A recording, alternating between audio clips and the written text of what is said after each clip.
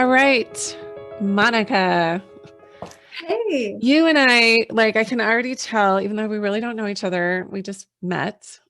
Um, I can already tell we think the same. I'm looking, we just talked about this before we started recording, but I'm looking at all your books behind you. I'm like, oh, a woman after my heart, so many books. So many books, all the books. I know. And you have a podcast called The Revelation Project. I do Um, indeed.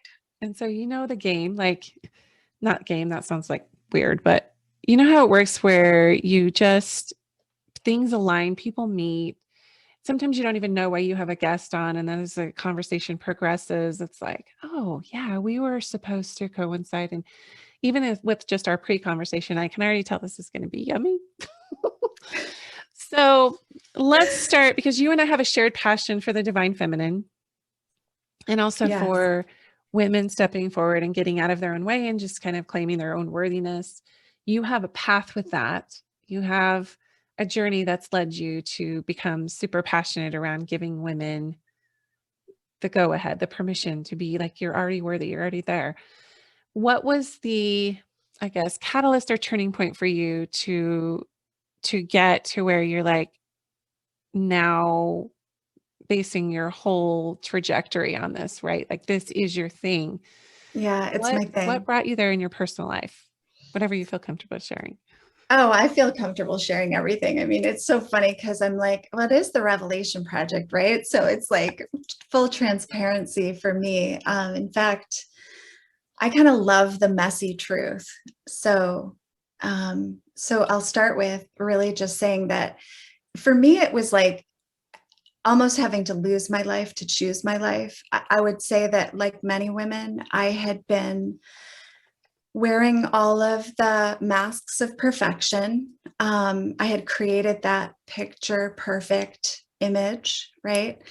I had the perfect husband, the perfect house, the white picket fence, I was an entrepreneur, the kids, right? And I was absolutely exhausted. I was confused. I was overwhelmed, deeply, deeply unhappy. And I had made it look so damn good that when everything did actually fall apart, like nobody knew that there had ever been an issue. Mm. And, at that point, unfortunately, I was suicidal. I had probably, I think, I think for all of us, right, there comes a time or not where we get to decide if we're going to continue the facade. Yeah. And for me, it just became so intolerable. And I always say that intolerance is an ally. It's one of our biggest allies as women. Like, to become intolerant Where is you a just good can't do thing. it anymore. Mm-mm. There you like No, it's the straw. I said the straw that broke the camel's back. And we sometimes all the have a bra. breaking point. Yeah. It's could be the bra. Um, so yeah, so it became like Mm. you just couldn't do it anymore. Oh The my weight of the God. burden. I could not do it anymore. And I knew it was like I was pretending not to know, right? Because we Sure. can do that too. We can Right. pretend not to know for a long time. And so the signs kept coming, right? Like being in a bookstore and having literally like the Mary Oliver poem book like fall on my shoulder. And I open it up and it's the poem, The Journey, right? Oh, I love her And work. Yeah. so there were signs like that, like along the way where, I always marvel at the synchronicity of the universe and how, like, when the goddess is ready for you to awaken, she's just like, she'll warn you, she'll gently nudge you, she'll throw a book at you, right? All the things until Yeah. like, she's like, all right, Kali, like, so be it. And you get the universal smackdown, right?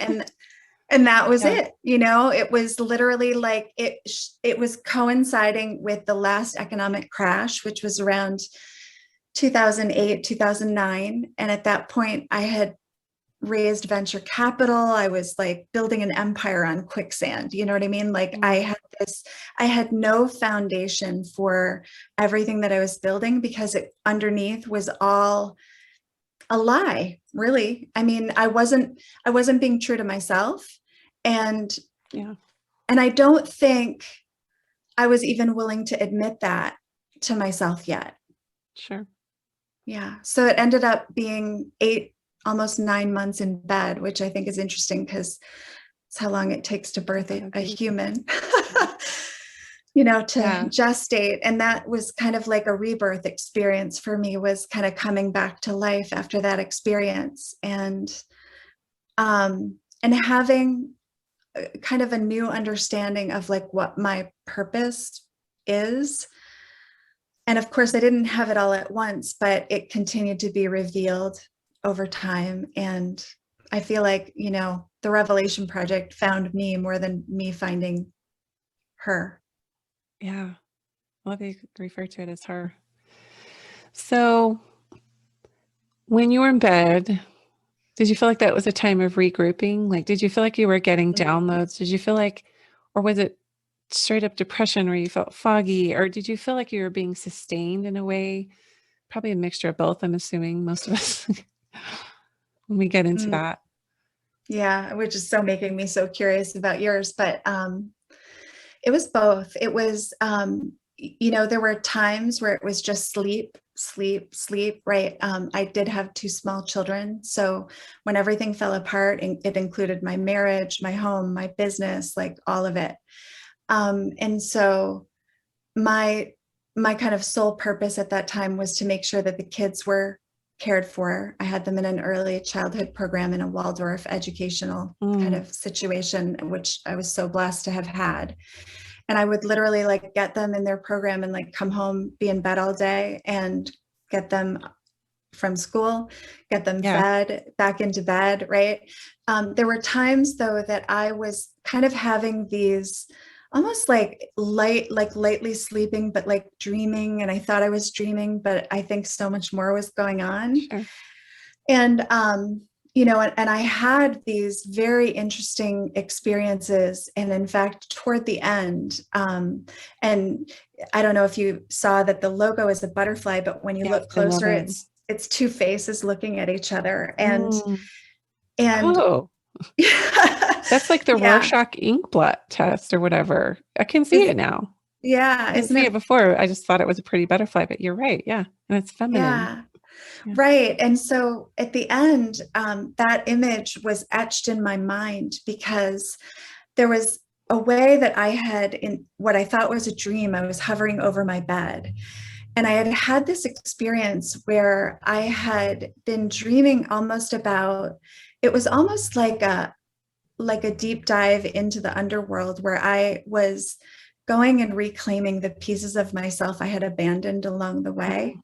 And at the very end of that experience, I will never forget, it was this very emotional, deeply emotional experience for me of taking my own, finally, like taking my own face into my own hands and kissing my own face and like welcoming myself, like coming back home to myself, like forgiving myself for for abandoning myself all those years. Right. And when I hovered over myself in this dreamlike state, there I was in the bed. It was like there was me on one side and me on the other side in these mirror images.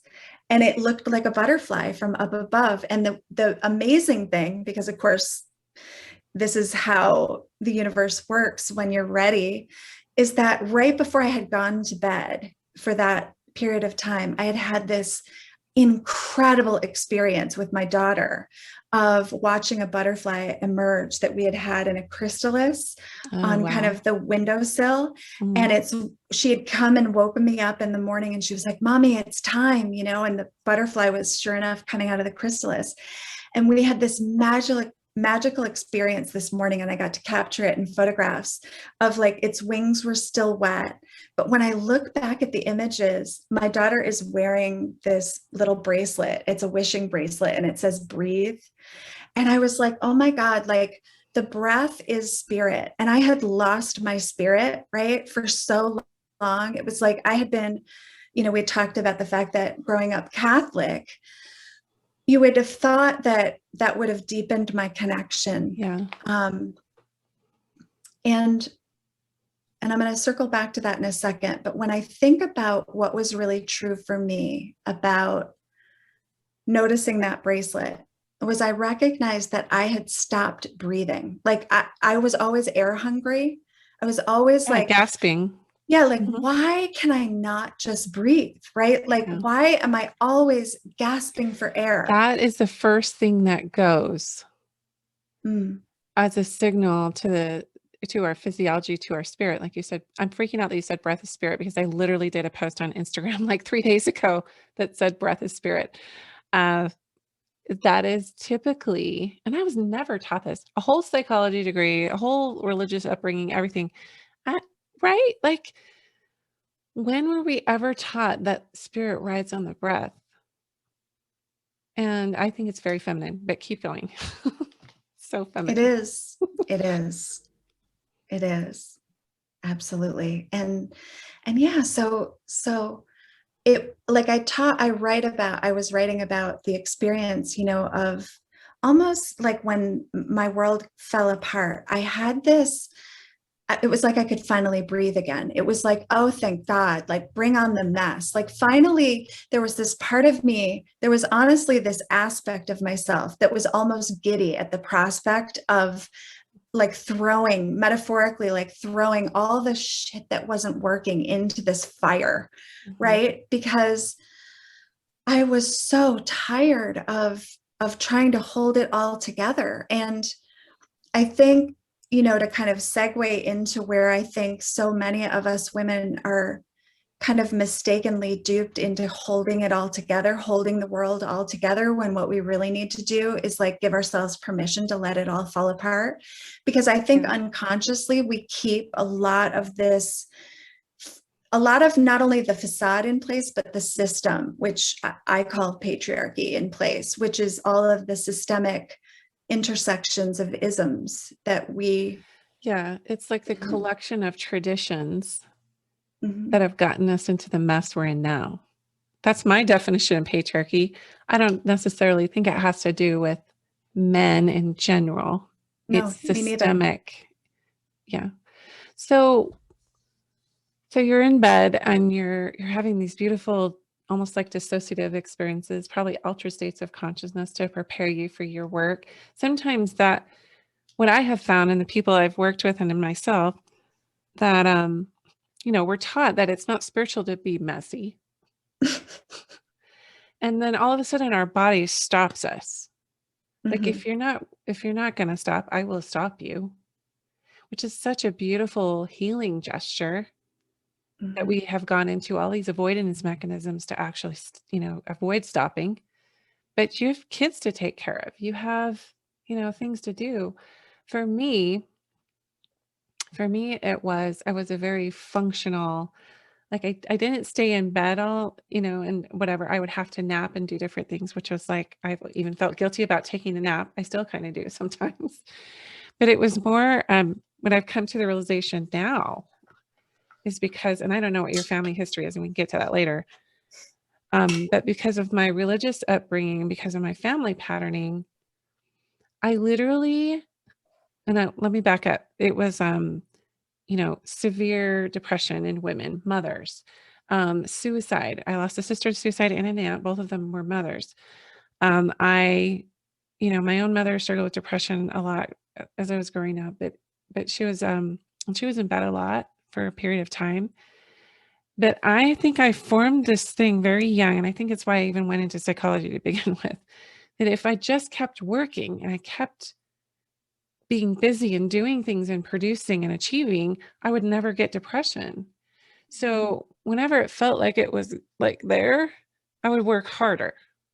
And it became this avoidance mechanism that I didn't have the awareness of. That if I actually stopped, I would be overcome. The dark clouds would just come in and I would be overtaken and I would suffocate. So the lie in that, and what I know now about emotional healing, which I actually have known all along that I didn't apply to myself, was that when you lay in the mess and you let those emotions come up, that's the only way that they're going to heal. Mhm. By working harder, I was exacerbating and prolonging, you know, um, not only the patterns, but the health stuff. I was getting Right. sick. I was getting sicker. So it didn't look Yeah. like clinical depression, right? Mhm.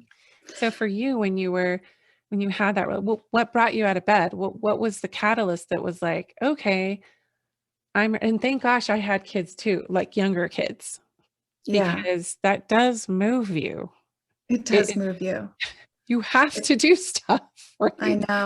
know, it does. And, you know, and I think everybody experiences it differently, but I love what you were pointing to, because I think I was similar. And I think a lot of women are, that like the busyness keeps us in that pattern of avoidance, right? And it's like Yes. that, it's the pretending not to know, right? It's kind of right there. Um, but what got me out is actually like a series of miracles happened.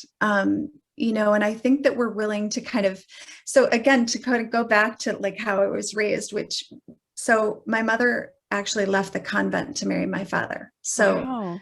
mhm, Very Catholic then. mhm, very Catholic. Um, and continued to be. She was his scrub nurse. He was a vascular surgeon, and it was the St. John Hospital in Detroit, Michigan. Mm. And she was his scrub nurse. And there's a longer story there, but to kind of come back to what got me out of bed, because miracles took on, and prayer took on a completely different consciousness, awareness to me, because how I had been taught to pray and what it was in a religious context, and what it became for me in a spiritual context, and that it literally rose out of me as like as a longing, as a crying out, right, as a calling to something that I knew at that point there was something bigger than me. There were too many synergies, there were too many Sure. things happening. Too many And synchronicities for it to be coincidence. right, I don't and believe in I coincidences anymore, by the way. absolutely not. And actually, and this, you might find this interesting, when I went back and I started to really research the Gnostic texts before Oh, kind of the formation sure. of, okay, you're like, yes, Oh, which that's my most jam. people are like, okay, good. So is this whole understanding of like, you know, that the story of Jesus as an allegory, that actually it's all about the story of becoming conscious. And it's not like I'm sitting here saying like you must believe this, right? Like believe whatever you want, whatever works Mhm. for you, right? But for me to understand and try this on as kind of a new approach to looking at like how the Bible talks about consciousness, like there's an encoding, all of these lessons are encoded in myths and stories and archetypes, and of course we're not taught that either, Mhm. about how to decode some of these myths, right? We're taught that, for instance, like the goddess to me was just as fantastical as a unicorn, right? Yeah. But yet God, right, was the masculine divine, was like, Yeah. here I was like shaming myself my whole life and guilty and sinning, and right. And when I Sure. started really understanding it, it's like, oh my God, like sin is just forgetting, like is missing the mark, Right. right? That's It's the not literal interpretation in Greek, is missing the mark. right. So obviously we could chat forever I here love it. I because love it. there's so much. Well, when did repentance become about shaming? Because repentance is just reconnection to That's right. yourself, to the divine within. That's And right. somehow, And I don't know if you played this program. I'm kind of reading between the lines. You did, because you mentioned this. I just had this image of a male God who was watching my every move, waiting for mm, me to do something wrong, because I yes. was here on earth to learn. And I was taught in one breath, you're here to make mistakes and learn and repent and come back to God. But I was never taught that I'm already there, that God would never leave me. I didn't have to be worthy to have his companionship or her companionship. And there was never a mention of her as a companion. But I was taught that how was being tracked Mhm. and things were Like being like recorded. like Big Brother, right? Like the Yeah, like all, yeah, something's like about it. creepy. And so it became like um very psychologically damaging, that I Mm, never felt that I was ever approved. Like, you're okay. I would get these feelings and they would say, well, if you feel the spirit, that's God's way of letting you know you're okay. But I was never taught that I was okay to begin with, and that it was just that companionship was coming in as a compassion and like you're never really broken to begin with. And that might seem heretical to some people because we Well, are all broken, but it has nothing to do with our worthiness. that's right. That's right. And actually it's the brokenness, right? Because you were talking before about the messiness, right? And if we were to actually look at the fact as well that like enlightenment, or if you look at like the lotus, right? Or if you look at so many things in nature, no grit, no pearl, no mud, no lotus, right? It's this idea of like true enlightenment is born in the mess, right? The awakening happens through the mess. And if we were to also understand that the mess is feminine, and for women, we've been taught not to go to many places. And it's because that's where our power lies. We've been taught. Give me an example of that. Okay, sexuality, messy. We've been taught not, that it's sinful, that it's wrong, that it's right. Like for a woman to be dirty, in her pleasure, bad, she must be a whore, yeah, right? It's like the vehicle of temptation. It's bad, it's dirty. It's messy and it's the right. Like, right. Okay, that's one example. The body, another one. Don't trust your body emotions, right? Like, oh yeah, it's like, don't like if you're experiencing this messiness, you're not spiritual. You're doing something wrong. Otherwise you wouldn't feel that way. Yes. And that was continually mirrored back to me, that, well, what is it about that person that, bothers? Like, it was never like anybody had my back. It was always like, well, you must be doing something wrong then. Right. Like, it was crazy making. And then how do we get rid of this out of you so that you'll really feel spiritual? But if you really, and I know you've studied this because you just said the mess is feminine. I could not agree more. We talk a lot in this podcast about the dark feminine, what that actually means, which is the messiness, the underworld. You talked about it. You had to go to that underworld, didn't you? And nobody's got anything on you anymore when you have gone into that dark place and faced all of your shadows. It's very rare. Right. Other than with my kids. And when they call me on something, sometimes I'm like, oh, ouch. Right. Like, you're right. I am, I am, but it's rare for people to be able to like wound me with something that it's like, I can look at it and be like, yeah, that's true at times. Right. Like, or for them to be able to use something against me, like, you're so sensitive. It's like, thank you. It's true. Right. It's like a compliment. But if you earned the right, you went into the underworld, you were down, you came, we're always going in an ascension and descent process, but like you earned the right to know who you are because you went to the underworld. Yes. And that is the heroine's journey, the hero's journey, whatever you call it. When you come back with that elixir, to me, that elixir that Joseph Campbell talks about, that's knowing who you are. Absolutely. And you are not the same anymore. You can't sit in a space like a church, for example. I love church. People don't misinterpret this because I know religion is beautiful, but you don't need an exterior stamp of approval to let you know who you are anymore. You got that directly from source, from God, from spirit, however you define that. So how did that look? How did you grab the elixir? Yeah. Well, I love that you brought up the hero's journey because, of course, one of those books is Maureen Murdoch's The Heroine's Journey. And I've interviewed her on this podcast. Oh, I love that. Love it. So good. Well, and of course, and the heroine's journey is different from the hero's journey. Absolutely. And again, like for us to really understand that as women, that is so important, right? Like, it's so important that we understand that our purpose in the world is the feminine and what we value, right? And because our quest is one of for wholeness. Sure. Right. It Women is Seeking Wholeness, the podcast.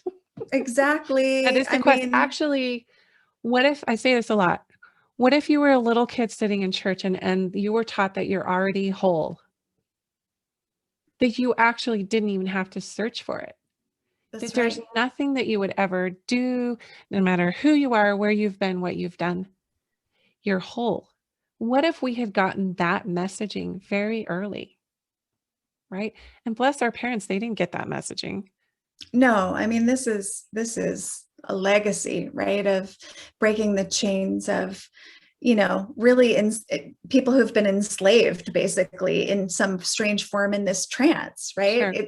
It's truly, I think, being able to awaken in this way and remember, right, the truth. When I love how language works, right? It's like remember, Yeah. right? You talk about this. You call it disrupting the trance of unworthiness. Mm-hmm. Yeah. I love that because we're all in this trance of like, and if you study neurolinguistic programming, they do literally say we're all asleep. We've been in a trance. When you have one person in a mess or in a group who all of a sudden has new lenses they're looking through, right? That It's very person looks like the disruptive. black sheep. That person looks like the disruptor, Mm-hmm. the revolutionary. Mm-hmm. That person actually is the most awake. Mm-hmm. And I would never profess to say I'm awake because I know it's a process. I never want to put a chasm between me and someone else who's not looking through the same lenses because we all have our own traumas. We all have our own experiences and patterns and DNA and whatever. But I have to say, when I went through that descent and I was working my way through, germinating and gestating, if you will, in the underworld, it was like, I cannot go back to sleep now. I cannot look at this world the same anymore. Mm-mm. Something Mm-mm. happened. It was like the film that was over my eyes just started to dissolve. Right. And suddenly, like, terms like you can't unring a bell have a whole new meaning, right? It's like, Mm. oh, yeah, I can't forget I now. can't go back in the trance. I can't Mm-mm. go into that Although, coma, right? yeah, not the same way, because it's really interesting because the trance continue, like, if you don't kind of have a structure, and this is what I love about women and the circles women are providing and what we're doing right now and how we're circling and how we're Yep. leading We're is, galvanizing forces. yes, right, is this new practice of continually remembering. Because if we don't continually remind each other, right, in a way that's very different. I talk about this context, setting context for women to be together in a completely different way, of course, than the way we've been trained to be together. And so it's this idea of like, we're not in this circle to fix each other, we're here to celebrate each other. And it's Yeah. about practicing this radical self approval Sure. constantly, and because we forget, right? We could be, yeah, Let go me play ahead. devil's advocate for a second. Sure. Okay. Because I was taught that, and actually the patriarchy does not want these groups of women. They do not want that. No. In my religion of origin, Mormonism, you have to literally have like a priesthood holder who's only a man preside over even groups of women.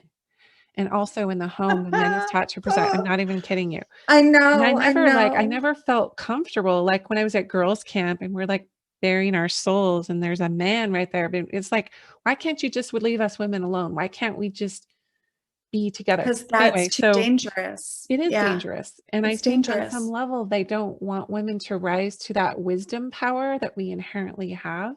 They don't. I mean, this is really, it's very, very like and I love what you're pointing to, because it's like, well, surely this isn't really real. But it's like, well, then why else? Why? Do you know what I mean? Like, Yeah. that's absurd. That's It's absurd. ridiculous to me now, but I was so conditioned with it that I thought that presiding priesthood male was equal to God, I and that know. women didn't have that same connection or power or authority. And it's still perpetuated very, very subtly. It's like, no, you have access to this power, but no, I don't actually hold it. Because if I did, there wouldn't be a whole guideline from the church saying that a male needs to be with groups of women. Well, and So, once you really understand that the Crusades were built on destroying anything that had any reference to the divine feminine, sure, right? Like, there's a systematic way, there's a scaffolding here sure. that keeps that power in place. And so, yes, gathering with women in these circles and practicing a new way of being with one another, a much more natural way for us to actually be together. So you said you were going to be devil's advocate. Oh, What yeah. were you? So, okay, thank you for bringing it back. I got so on a tangent there. So, for you to say, okay, we bring these groups of women together and then we practice this radical inclusion and self-compassion, which is not happening at the highest, most religions are not inclusive at their core. They're Mhm. very polarizing and marginalizing. If you don't Yes. behave these ways, you're not part of our group. So, which is not what Christ was teaching. But anyway, so in my devil's advocate, I'm going, okay, here's the argument that comes back to me. Well, then anything goes. And you can get deceived by Satan because, like, if you're so accepting of everything and everyone, where are the boundaries of morality? Mm. So that's my devil's advocate. I have my own response for it, but I would love to hear what you would say to that. Yeah, well, I just think it's so interesting, right? Because that is a very conditioned, right, way of kind of that fear, right? And Sure. if we It is and if fear. we It is well, fear and at if its we core. think about fear is at the very center of the power. Because if you can be kept in fear, now let's think about what fear is. Fear is when you separate, Mm-hmm. is when you forget that you are both human and divine, and that you don't Mm-hmm. need an outside you don't need an outside validation or an outside connection to the divine. It's inside of you. But you've been taught otherwise. You've been taught that the divine is somehow out there. And so and even though your mind knows this, right, or logically, right, there's some aspect of this that literally seeps into our cells, that is a cellular trance. That is a cellular trance. And so this is this forgetting and remembering again, because if we are connected to the fact that we're both human and divine, and I look at "and" as a sacred word, that I get to be in the Gnostic text, that's anthropos in Greek, which means fully human, fully divine. It's all over in the Gospel of Mary. Keep going. Well, and anthroposophy is a love of Sophia, as is philosophy. Anthroposophy, which yes, and so is philosophy, is a love of Sophia. But see, these words, these terms got suppressed. They got re-narrated. Right. All of that. Yes. I have never thought of philosophy in that context, but that's beautiful. Yes. So it's a love of Sophia. What is the threat then? Okay, so if fear is about control and the psychic split, like you're saying, that rift between us not being divine, that something outside of us that's out there. Right. And so what Christ taught at all. Even if you look at just the canonized New Testament, he was saying the kingdom of heaven, the kingdom of God is within you, because it doesn't come by observation. It doesn't come out here looking. I want our listeners to also, what does Christ mean? It's a title. Anointed one. It means consciousness. Okay. It's like when we talk about being Christed, sure, right? Like when you look at the death and the resurrection, right? Again, as an allegory. I'm not saying that there are literalists who believe that, right, that this is not an allegory. There's just a lot that we don't know through the Gospels, because they weren't even recorded by Matthew, Mark, Luke, and John. They were recorded a century after Christ's death, almost, by other people. And a lot of us actually don't realize that Mary Magdalene was the first apostle of Jesus, and and she was to me, and I've said this on this podcast, we talk a lot about Mary Magdalene. She was a Christed female. Exactly. And in a lot of cases there you have that masculine, feminine, divine, that partnership, right? That's so sacred. And so to kind of come back to this circling, it's like, as women, for us to keep remembering, right? To keep each other remembering, right? That it all gets to belong, that I get to be messy and magnificent, that I get to be,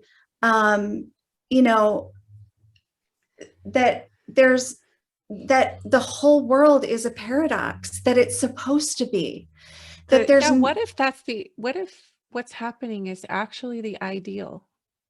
it is the ideal. It's so perfect, right?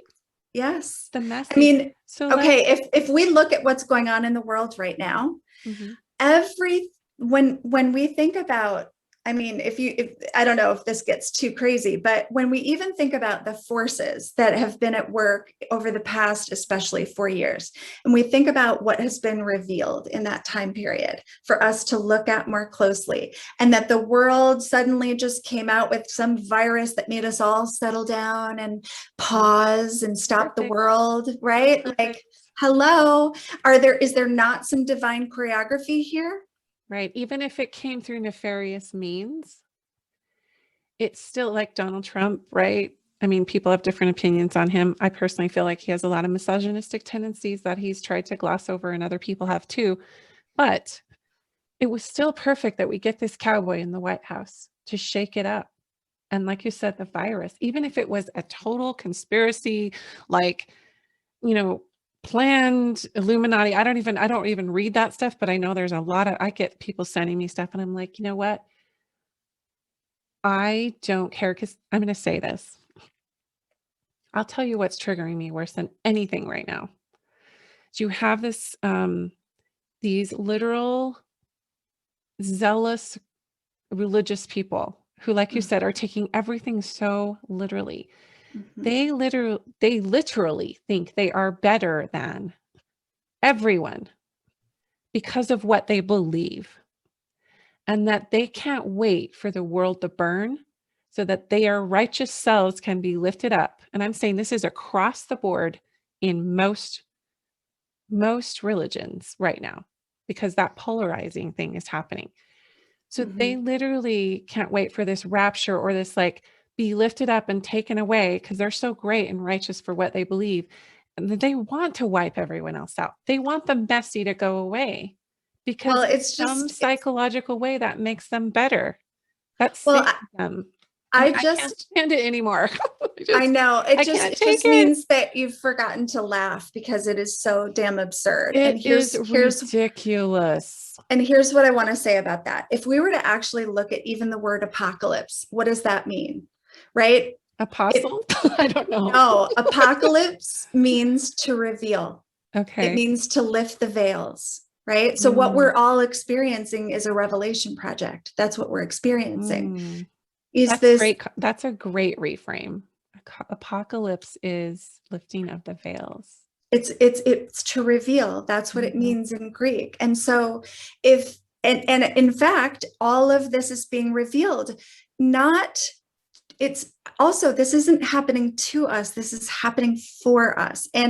But we get the ultimate choice, right? That is our free will, is to choose how we're going to interpret how are we going to perceive this? And to go back to what you were saying, it's like so many of these,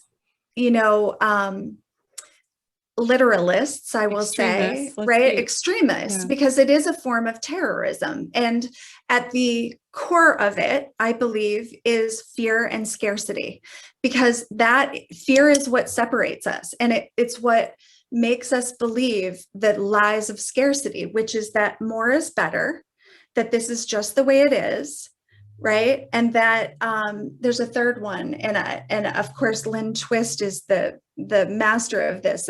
She has written a book called The Soul of Money, and of course, did she write The Power of Eight too? I think I have that book. No. Sorry. Okay. So, and I have the book The Soul of Money. I just haven't read it. Oh, yay. Yes, it's so good. But it's this idea of like, money doesn't have a soul. We have a soul. And it's like, when you look again at patriarchy, so I'm going to kind of do a little segue here, but here's what I want to, so we're bringing up kind of money. Okay. So I look at money as economy, right? And I look at the construct of the patriarchy as like capitalistic, but we have a form of payment, right? We need an economy, right? Yeah. But we also need, not at the expense of our ecology. And what we've been forgetting, again, divine feminine, is Mother Earth.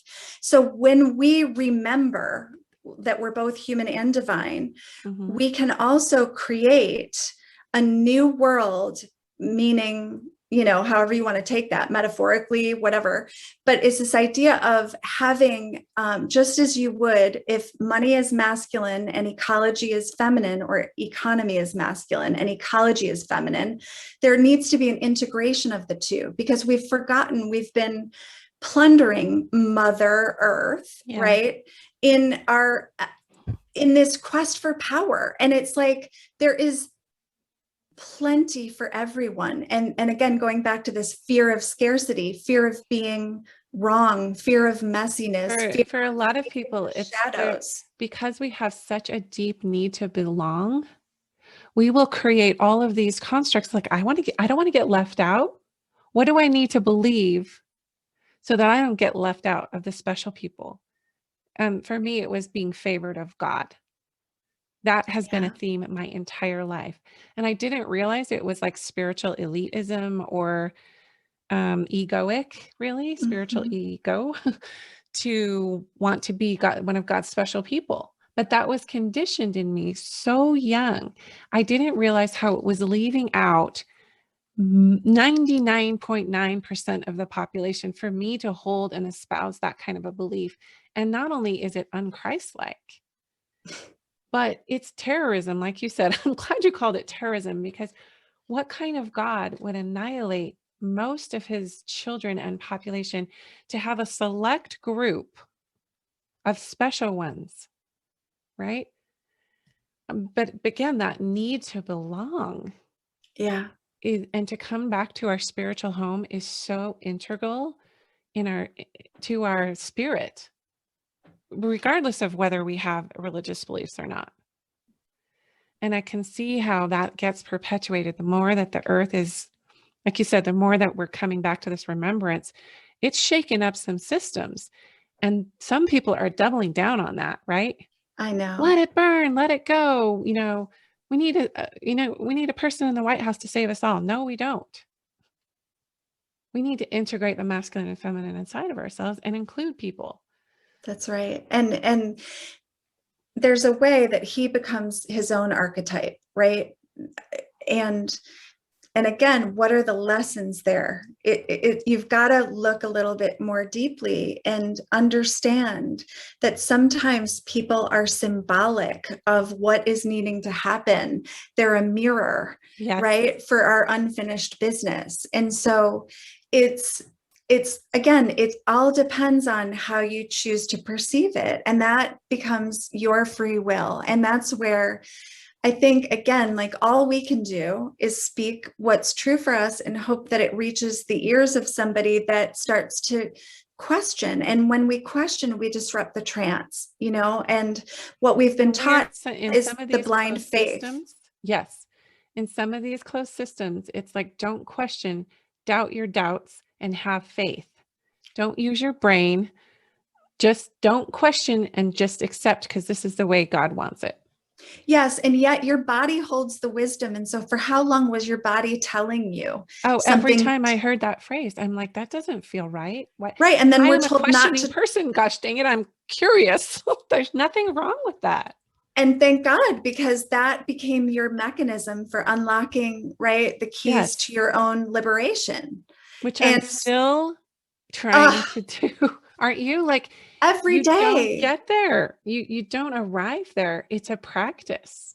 Not only is it a practice, but it's like you said, I love too that our seasons, everything out here mimics what we go through inside, right? So nature is always reflecting back to us, right? Like that death and rebirth process. I mean, it doesn't always have to look like a smackdown. And in fact, part of the reason I'm doing this work is so that more women don't find themselves in that place, right? Yeah, and I'm so glad you're saying that, because in saying that you have to go to the underworld, there are some women who are like, they don't know they've already been in it.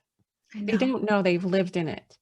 Mine was seasonal. It was marked. I could put it was in my astrological, like everything was lining up for that awakening or descent.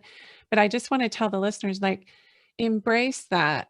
You may have already been through it, and now you just need to give yourself that permission to know you're whole, that you can trust yourself, that you do hold that wisdom, I just have to read this quote that I keep on my desk that my sister sent me in the mail. Yay. It's by Holly Holden Love. She said, and then one day she simply stopped waiting to get there or be more or work it all out.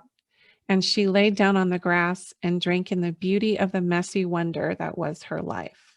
Mm, And that's what we're talking about, right? totally. I think the patriarchy would be like, hey, if you do all these things, you'll feel this way.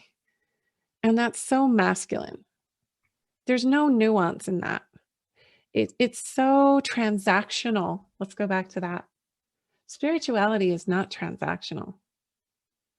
It's messy. And I was just noticing a post from my friend Dana Lynn the other day. She was talking about how faith is messy. No one wants to talk about how messy faith is. That Just it like should be nobody clean wants. and packaged and put in a box. Yeah. Creation's not like that. Like you were Mm-mm. saying, birth definitely is not like that. Sexuality Sex. is not like that. Mm-mm. Sexuality is not Emotions. transactional. Emotions. Mm-mm. So let me ask you this. You talk about this being the Sophia Century. Mm-hmm. And we talk about Sophia on this podcast here and there, and it is synonymous with wisdom. It also could be divine mother, but there's a Pistis Sophia as one of the Gnostic Gospels, and that's traditional, feminine, of course. But why is this for you? Why did you, why do you lead with that this is the Sophia Century? Yes. Well, so first of all, it's a term coined by Lynn Twist, and she's a mentor of mine. Mm, Um, and again, divine choreography there, story for another time. But it's really fascinating. Like when you think about the fact that the 20th century was all about war or the fear of war, right? The 21st century, and we've been really, I think, talking about the return of the divine feminine. Well, the return of the divine feminine is known as Sophia, right? yes. And so this now is like the century of wisdom.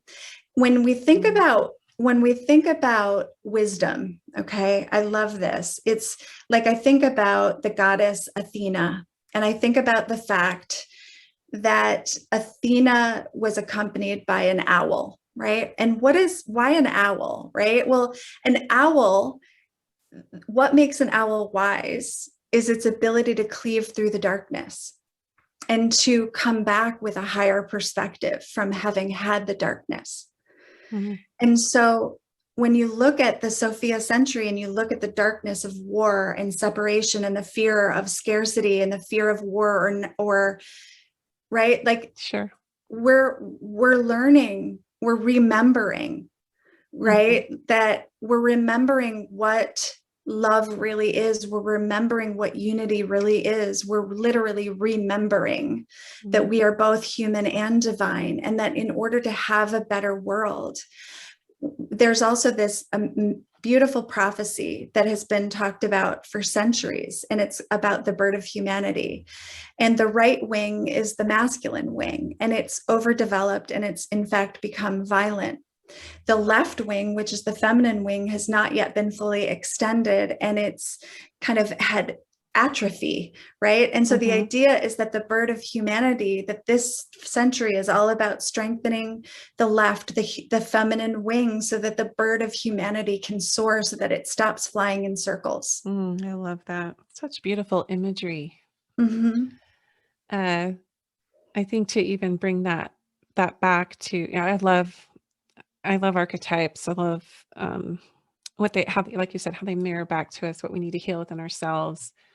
I also think, and this is just me, but I'm just a little nutty this way, but I'll create my own explanations of the archetypes. I love reading what everybody else says, but when I think of the owl, it's like, who, to me, it's like questioning and going, ooh, you like, it gives me that permission that the wisdom comes through the process of inquiry. So we're kind of just, Yes. and when you study the life of Christ, he was always asking the question back to the person. And in his own way, he used archetypes because he taught in parables, which are Yes. very archetypal. They're not literal. Yes. They're Mm-mm. nuanced. So if somebody came and asked him a question, he would say kind of like, well, what do you think? Instead of, this is the way it is. There were sometimes he walked in and talked, like when he was throwing the money changers out of the temple and stuff, where he would literally just show his humanness and tell it like it is. But for the most part, he was always trying to reflect back to whoever was in front of him. What's your perception? What do you think? I always say that a good coach will not give you your answers. A good coach will ask you powerful questions so that you Sure. find your own answers, right? And Yeah. to me, that's what Jesus was, right? Mm-hmm. He was he was an advocate of the inquiry, right? He was an advocate of the mess. He was an advocate, right? He didn't deny his humanity or his divinity. Right. But we have whitewashed that. Yes, we have. He And was a that, man and he had passions and he was probably married to Mary Magdalene and he had a temper. mhm, He was real. And I loved what you were talking about. And I wrote it down that the story of Jesus was an allegory of ascension and Christ consciousness. See, when he was always telling the apostles, like greater things, what did he say? Greater things than you've seen me do, you can do, kind of a thing. I can't completely quote it, but it was like he was always teaching. And especially if you look at these companion Gnostic texts that were burned and buried by the Catholic Church back in the day, the Roman Church, that we didn't get into our canonized scripture. It was not fodder for like I heard an expert talk about this. She's like, do you know how close we were? Like, what if just one of these texts had made it into the New mhm, Testament? How mhm. different our culture would be for women, I how have the different, chills. yeah, everything would be different. But like you said, this is the time to remember what was lost. Like I said, a remembering, a reconfiguration Mhm, of the parts of ourselves that we've denied, and also how the patriarchy has sort of wiped out this whole gift of wisdom, embodied wisdom that is going to actually, like, it won't be pretty to see what happens in the next century. It'll be super messy, but I'm excited. yeah. Well, I think, those of us that really do kind of trust that process, right? Who've been through our own messes, right? Like, again, that idea of the dark goddess that you pointed to earlier, which is so profound in terms of like understanding just how strong we are as women. Mhm. And, there's also like this really maniacal intelligence to silencing women and keeping us, in this double bind of not enough or too much, right? If we're constantly perpetually kind of obsessed with our own worthiness, we are, when you think Mhm. about it, we're the top influencers in our families, in our buying habits. Like, think about what we as women, if we're asleep and we're inside of ourselves and we are basically allowing all of this to be the way that it, right, without questioning it, then we're buying into it literally and Yeah. metaphorically. We're being complicit in our own subordination. Exactly, in our own subjugation, our own subordination. And so what I want to say to our women listeners today too is like, it's not your fault, but it is your responsibility once you know better, Mhm. right? If you're hearing something that resonates today, go do your research, right? Because part of this, I'm hoping part of this conversation is just disruptive enough Mhm. um, to really have you, right? Like, look. And if you Yeah. want Go deeper with it. resources, yeah, if you want resources, I've got a free gift that Yeah, your let's talk about, well, we audience do is need to welcome wrap up because to. I was like, I feel like I could keep blah, blah, blah. So yeah, let's go there. Let's talk about, because there's so many rabbit holes we could go down. There's just such rich, oh, that's just like this open field for discovery. And I would also remind the listeners, like, there's a movie called Smallfoot. It's a Disney movie, and I love it because it's allegorical for me of, you know, being in this closed community where this is all you knew and you don't know there's this whole other word.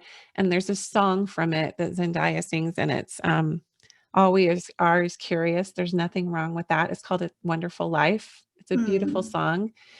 And I would listen to that over and over when I would start to feel like, is this okay for me to step over here? Is it okay for me to read this thing? Is it okay for me to question this? So I that would be my shout out to listeners as well. And I love what you brought in too, of just trust. Trust yourself, trust your mind, your questioning, healthy mind, trust your body, trust your womb wisdom, trust the sensations you're getting in the body when you're told to believe or obey something that just doesn't resonate. And this is not a slam on systems or religions at large.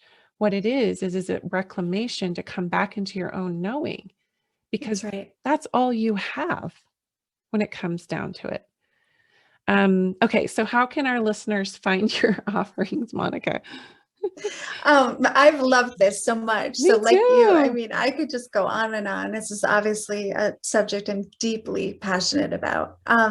So I have a couple of resources. You're welcome to them. If you want to follow me on Instagram, I'm at Revelation Woman. And then if you want to go to the website, it's jointherevelation.com. On Instagram, there's what I call the Transbusters resource guide. It's from it helps women go from trance to transcendence. And it kind of celebrates my love of books as a feminist scholar and somebody who's deeply passionate about the divine feminine and really deconstructing the patriarchy. I've basically put together hundreds of resources in different categories that women, film, books, online links, so you're welcome to check that out. And it's always growing. So it just kind of gives you a place. Yeah, one of the reasons I wanted to do this podcast, because most of my episodes are interview based like this. I probably do a solo episode, maybe every 5 or 6 episodes, but I love leading women to other women who are part of that awakening in a non-confrontational, like angry, it's the wave, the former waves of feminism, and bless their hearts, they've been so productive, but they never gained traction because they were fear and anger based, I feel, a lot of the time. But now we're entering this new, and bless their hearts, they paved the way for this new wave of feminism, which is to come back, like you said, and come back. So I love bringing other women who are doing that in a way that's productive and inclusive, non-polarizing, but yet also like laying it down, right? Like you got to be bold about this. This time. Right. And I totally love what you're pointing to too, which is right, that the distinction for me is polarizing, because I think anger is a very appropriate emotion, right? Totally. And we've been told not to be angry because that's not spiritual.